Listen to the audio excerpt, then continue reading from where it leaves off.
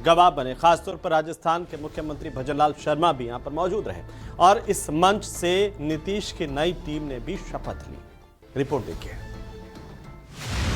मैं नीतीश कुमार सत्य निष्ठा से प्रतिज्ञान करता हूं। 20 नवंबर 2025 ये वो तारीख है जो हमेशा हमेशा के लिए बिहार के इतिहास में दर्ज हो गई, जब पटना के ऐतिहासिक गांधी मैदान में नीतीश कुमार ने रिकॉर्ड 10वीं बार मुख्यमंत्री पद की शपथ ली। शपथ ग्रहण समारोह तालियों की गड़गड़ाहट से गूंज उठा।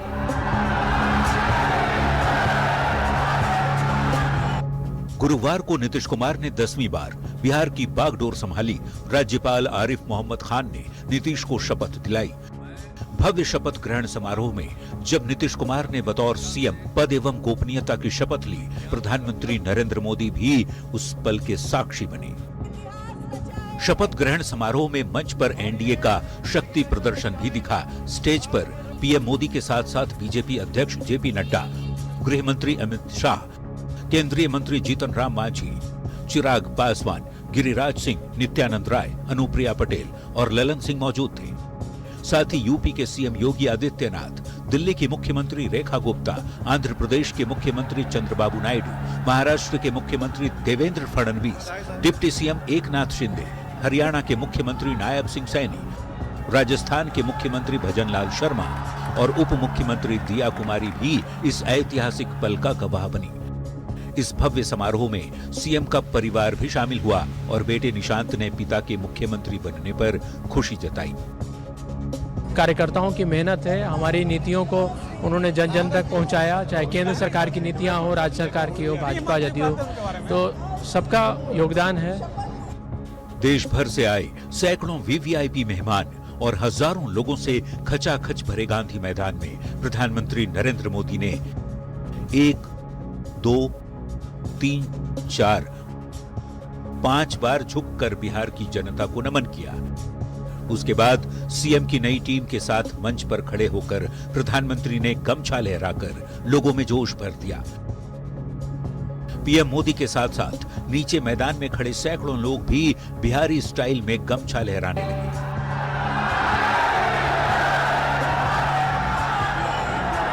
दसवीं बार सरकार बनाने पर देश भर के नेताओं ने सीएम नीतीश कुमार को बधाई दी। प्रधानमंत्री नरेंद्र मोदी ने सोशल मीडिया पर लिखा, नीतीश कुमार जी को बिहार के मुख्यमंत्री पद की शपथ लेने पर बहुत बहुत बधाई। वे एक कुशल और अनुभवी प्रशासक हैं। राज्य में सुशासन उनका शानदार ट्रैक रिकॉर्ड रहा है। नए कार्यकाल के लिए उन्हें मेरी हार्दिक शुभकामनाएं। ये चौथी बार था जब नीतीश ने गांधी मैदान में सीएम पद की शपथ ली। ये रिकॉर्ड बनाने के साथ साथ 10वीं बार मुख्यमंत्री बनने का कीर्तिमान भी अपने नाम कर लिया। पटना संवाददाता आनंद अमृतराज के साथ ब्यूरो रिपोर्ट, न्यूज़ 18। मैं सम्राट चौधरी ईश्वर की शपथ लेता हूं। मैं विधि द्वारा स्थापित भारत के संविधान के प्रति सच्ची श्रद्धा और निष्ठा रखूंगा। मुख्यमंत्री नीतीश कुमार के साथ साथ उनकी नई टीम को भी राज्यपाल आरिफ मोहम्मद खान ने गुरुवार को शपथ दिलाई। भारत के संविधान के प्रति सच्ची श्रद्धा और निष्ठा रखूंगी। सीएम के अलावा 26 मंत्रियों ने पद और गोपनीयता की शपथ ली। नीतीश कुमार के बाद सम्राट चौधरी, फिर विजय कुमार सिन्हा ने मंत्री पद की शपथ ली। ईश्वर की शपथ लेता हूं। नीतीश की नई टीम में एक बार फिर से इन दोनों नेताओं को बीजेपी कोटे से डिप्टी सीएम बनाया गया है। मैं सम्राट चौधरी ईश्वर की शपथ लेता हूं कि मैं विधि द्वारा स्थापित भारत के संविधान के प्रति सच्ची श्रद्धा और निष्ठा रखूंगा। मैं भारत की प्रभुता और अखंडता अक्षुण्ण रखूंगा। मैं बिहार राज्य के मंत्री के रूप में अपने कर्तव्यों का श्रद्धापूर्वक और शुद्ध अंतःकरण से निर्वहन करूंगा। शपथ ग्रहण के दौरान पटना के ऐतिहासिक गांधी मैदान से दिलचस्प तस्वीर निकलकर सामने आई।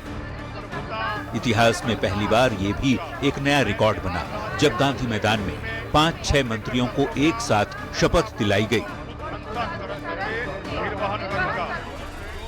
सबसे पहले अनुभवी मंत्रियों ने शपथ ली जो पहले भी नीतीश कैबिनेट में मंत्री की जिम्मेदारी निभा चुके हैं। विजय चौधरी, विजेंद्र यादव, श्रवण कुमार, मंगल पांडे, बिहार बीजेपी अध्यक्ष दिलीप जायसवाल और अशोक चौधरी ने एक साथ शपथ ली।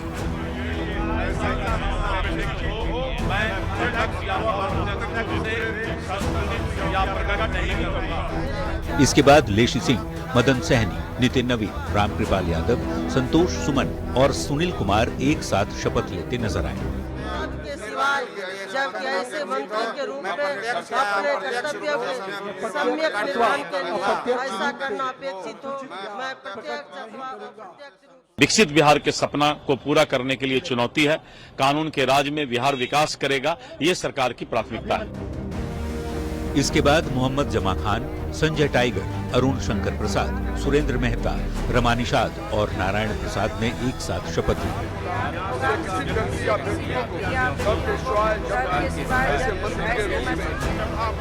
आखिर में लखेंद्र पासवान, श्रेयसी सिंह, प्रमोद चंद्रवंशी, संजय कुमार पासवान, संजय कुमार सिंह और दीपक प्रकाश सभी युवा मंत्री एक साथ शपथ लेते नजर आए।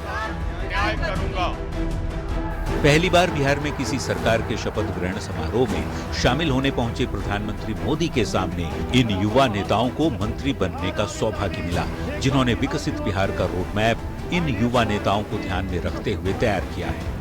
अपने नेता के विश्वास पर खड़े उतरूंगा, पूरी निष्ठा और ईमानदारी के साथ, बिल्कुल काम करेंगे और जो जिम्मेदारी मिलेगी पूरी निष्ठा के साथ काम करूंगा। सीएम नीतीश ने अपनी नई टीम के साथ ये फिर से साबित कर दिया कि नीतीश ही बिहार की राजनीतिक धुरी है। वो ध्रुव तारा हैं, जिनके बिना पिछले 2 दशक में किसी की सरकार नहीं बनी। सरकारें बदली पर मुख्यमंत्री के तौर पर नीतीश कुर्सी पर कायम रहे। अब एक बार फिर से कप्तान नीतीश कुमार नई टीम के साथ मैदान में उतर चुके हैं। देखना होगा नीतीश की ये नई टीम बिहार को किस ऊंचाई पर ले जाती है। पटना संवाददाता आनंदम मित्राज के साथ ब्यूरो रिपोर्ट, न्यूज़ 18।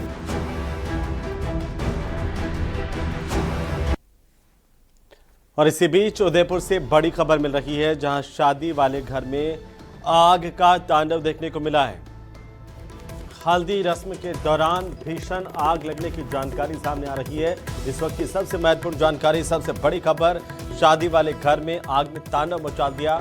हल्दी की रस्म चल रही थी और इसी दौरान घर में भीषण आग लग गई। आग से कीमती सामान जलकर खाक हुआ है। सूचना पर नगर निगम की दमकल पहुंची। एक्सक्लूसिव तस्वीरें आपकी टीवी स्क्रीन पर दिखा रहे हैं हम। ये देखिए किस तरीके से ये पूरी आग जो है फैलती चली गई।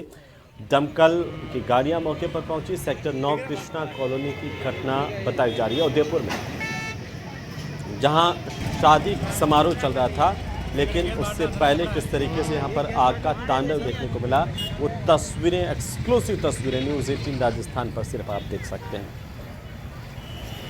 सेक्टर 9 के कृष्णा कॉलोनी की घटना बताई जा रही है। आग बुझाने को लेकर दमकल की गाड़ियां मौके पर पहुंची, लेकिन तब तक काफ़ी सामान जल चुका था। तो बताया जा रहा है कि हल्दी की रस्म चल रही थी, उसी दौरान ये आग लगी।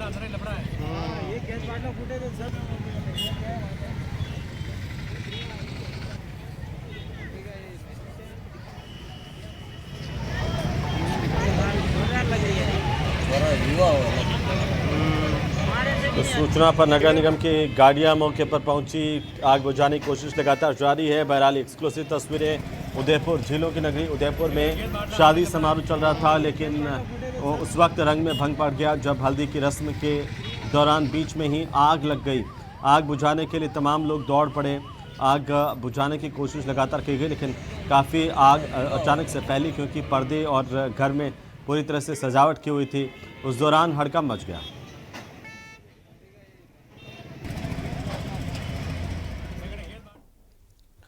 तो वहीं महाराष्ट्र की महायुति में चल रही कई दिनों की तनातनी आखिरकार थम गई है। एकनाथ शिंदे और अमित शाह की देर रात को दिल्ली में बैठक हुई और 50 मिनट की ये बैठक, जिसमें दोनों दलों ने साफ कर दिया कि अब गठबंधन में कोई विवाद नहीं और आगे से दोनों में से कोई पार्टी एक दूसरे के नेताओं को अपनी पार्टी में शामिल नहीं करेंगे। ये रिपोर्ट देखिए।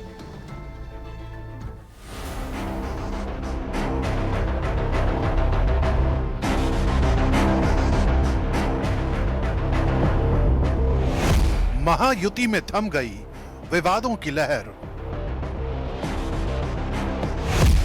शिंदे गुट और बीजेपी में आपसी सहमति। अमित शाह से मुलाकात के बाद हुआ डैमेज कंट्रोल।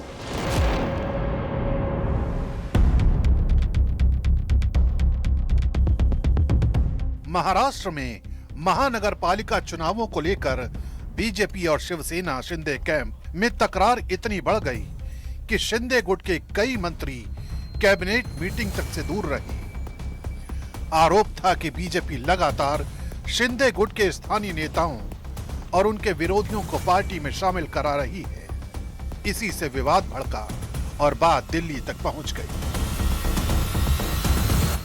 हम महायुति में हैं, तीनों पार्टियों में आपसी बड़ा तालमेल है और इसमें कोई मुझे शंका नहीं लगती। और ये जितने भी मिनिस्टर्स नहीं थे वो सारे अपने नेता और माननीय मुख्यमंत्री जी की परमिशन लेकर के नहीं थे, क्योंकि स्थानिक स्वराज्य संस्थाओं के पर्चे भरना, नामांकन भरना बड़ा उल्लास का माहौल है पूरे महाराष्ट्र में। और एक दो जगह कई छुटपुट चीजें होती है, तो मुझे ऐसा लगता है उसको निपटने के लिए हमारे नेता काफी है। आदरणीय मुख्यमंत्री जी ने बिल्कुल इस विषय पर कल इस विषय का द एंड कर दिया।